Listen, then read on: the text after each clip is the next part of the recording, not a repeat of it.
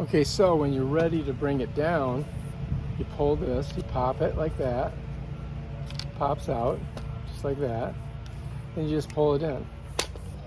But you'll notice it won't go, so you gotta press this little button and then pull it down, just like that. Once you get there, put your safety back on, tighten her down. Then this one, same thing, pop it, press this button, pulls down. If you want to pull it out, it won't pull out. You got to press the button, pulls out, right?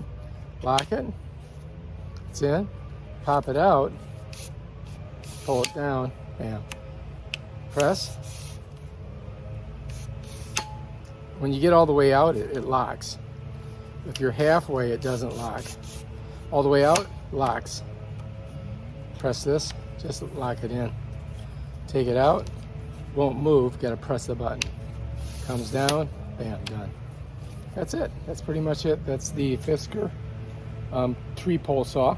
If you like this video, subscribe to my channel and check out my other awesome videos where I show you stuff like this. Peace out.